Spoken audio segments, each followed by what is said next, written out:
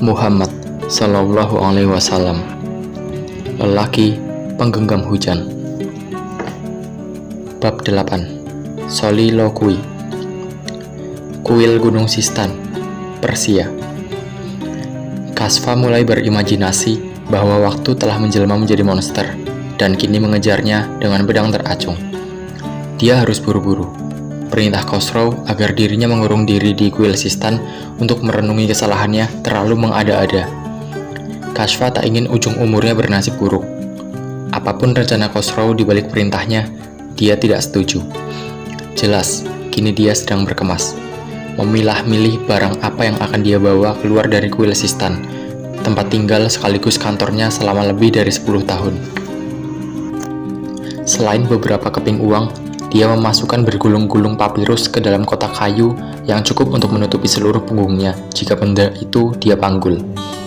Perlakuannya terhadap gulungan-gulungan itu sangat hati-hati, seperti menjaga nyawanya sendiri. Bahkan, gulungan-gulungan dokumen itu bukan kaligrafi ayat suci yang diwariskan Zardus. Bagi seorang Persia seperti dia, seharusnya tidak ada dokumen yang kesakralannya melebihi ayat-ayat Zen Avesta dan Dasatir. Kenyataannya tidak persis seperti itu. Kasfa seolah menganggap dokumen-dokumen itu sebagai makhluk, paling tidak sesuatu yang menemaninya beberapa tahun terakhir, sahabat terbaik yang dia miliki. Isi gulungan-gulungan kertas itu adalah tulisan dari seseorang yang dia kenali 2 tahun terakhir ini, surat-surat dari biara Busro, Suriah.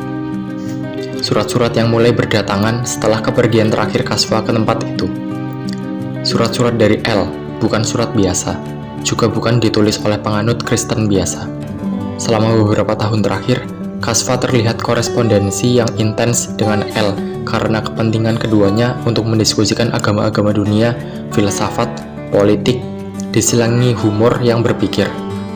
El adalah pemuda penunggu perpustakaan biara di Busro, Suriah, sebuah biara yang dipenuhi manuskrip-manuskrip tak ternilai, sebuah tempat yang memiliki semua referensi terkait kedatangan Nabi yang dijanjikan, wacana teologis yang menarik hati Kasfa sejak dia masih kanak-kanak. Ketertarikan itu salah satunya yang membawa Kasfa ke kuil Sistan. Selama ribuan tahun, orang-orang Persia berusaha mengetahui berita dari langit melalui pengamatan bintang, memindai surga. Begitu orang-orang mengatakan. Tingkah laku benda-benda bersinar di langit dianggap merefleksikan apa yang akan terjadi di bumi. Zardus, sang nabi Persia, meramalkan, jika seorang juru selamat dilahirkan, di langit malam akan bersinar bintang dengan kecemerlangan yang tiada berbanding. Maka, selama berabad-abad, para ahli pengamatan bintang dari Persia melakukan analisis-analisis itu. Sebagai pengamat bintang, cukup unik apa yang ditekuni Kasfa kemudian. Selain menenggelamkan diri ke dalam teks-teks Zen Avesta dan Dasatir, Kasfa begitu bergairah berkorespondensi dengan beberapa koleganya di berbagai negeri yang jauh. Setidaknya ada 4 orang yang paling sering saling berkirim surat dengannya. Pemikir di India, seorang lama biara di lereng gunung Anyemaken, Tibet, seorang penjaga sinagog di Mesir, dan pemuda penjaga perpustakaan biara di Busra, Suriah. Rasanya seperti menghadiri sebuah perjamuan nabi yang dijanjikan. Duduk tenang dalam pembicaraan yang bermakna tanpa harus saling membenci. 5 agama membincangkan tema juru selamat yang akan dibangkitkan menurut versi mereka sendiri-sendiri. El, pemuda biara itu yang paling istimewa. Setidaknya, surat-suratnya terus mendatangi Kasfa dari waktu ke waktu, bertukar pendapat dan kisah-kisah. Mengenai kedatangan seorang Mesias, El punya banyak kisah menarik yang mengikat keingintahuan Kasfa secara erat. "Kau tahu, Kasfa," sebut El dalam salah satu suratnya, "sejak awal kelahiran Yesus, bangsamu sudah terlibat di dalamnya."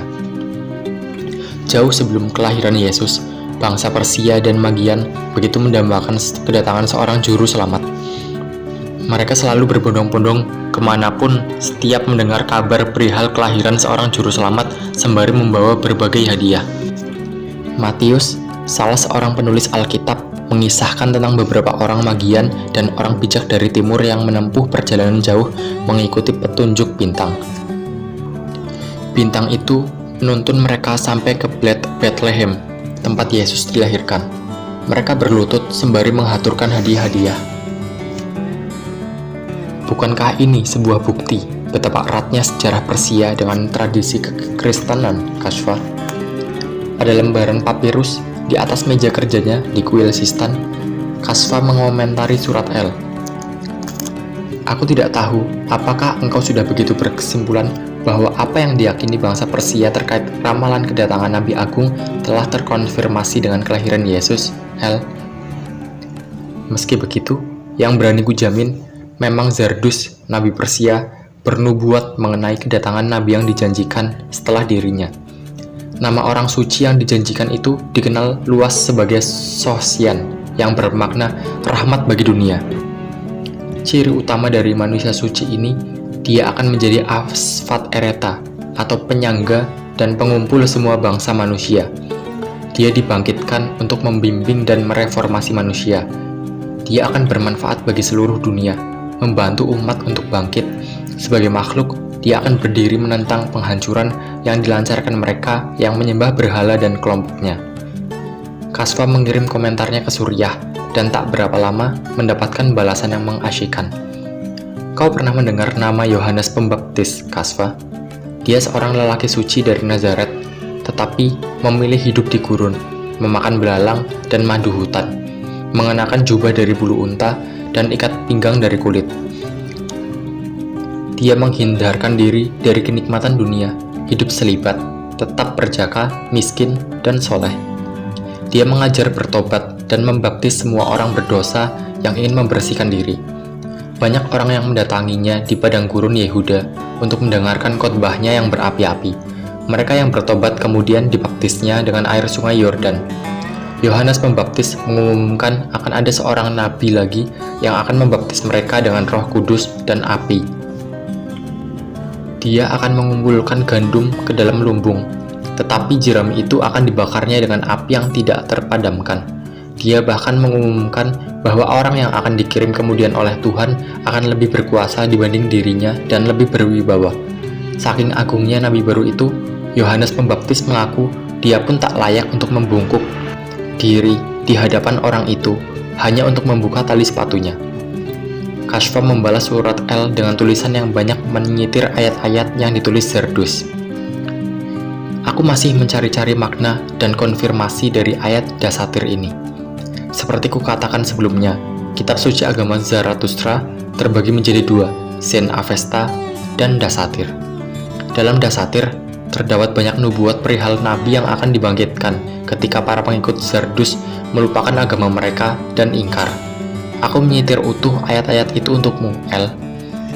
Ketika seperti itu, perbuatan-perbuatan yang akan dilakukan bangsa Persia dari tengah-tengah bangsa Arab, seorang pria akan dilahirkan dari tengah-tengah pengikut, di mana tahta dan kekuasaan dan daulat dan agama bangsa Persia semua akan musnah dan hilang, dan akan bangsa yang sombong bertekuk lutut. Mereka akan saksikan, bukannya rumah penuh berhala dan kuil-kuil api, melainkan rumah ibadah dari Ibrahim, tanpa satupun berhala di dalamnya, Ka'bah.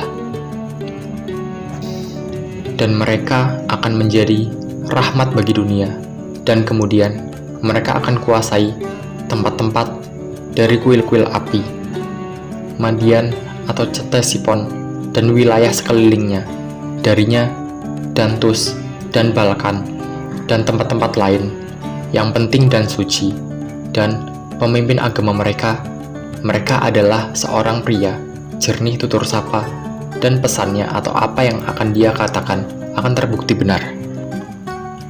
Aku penganut Zarathustra yang yakin, L. Kupikir akan lebih menenangkan jika agama yang dibawa Zardus kembali kepada kemurnian dibandingkan harus membayangkan adanya nabi baru yang berasal bukan dari kalangan Zarathustra.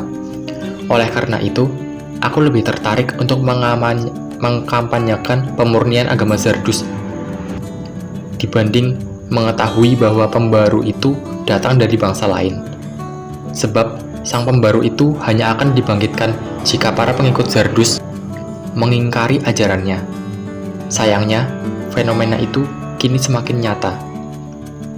Begitu bertalu-talu, bertahun-tahun dalam obrolan yang terus-menerus, Kashfa dan El terus berdiskusi seperti memantul-mantulkan suara di dinding gunung, berteriak-teriak lewat lembaran surat, kemudian menunggu pantulannya kembali ketika datang surat balasan. Setiap berbincang denganmu, rasanya seperti bersoliloquy, seperti bercermin. Reaksimu terhadap sesuatu senada dengan reaksiku terhadap tema yang sama. Mimpimu tentang perjamuan umat beragama sama dengan cita-citaku. Begitu banyak persamaan dalam perbedaan kita. Pengakuan El dalam salah satu suratnya. Kashfa menggulung surat El dengan hati-hati. Kita akan segera bertemu, sahabatku. Aku akan ke Suriah. Ya, menemuimu adalah tujuan paling masuk akal untuk pelarian ini.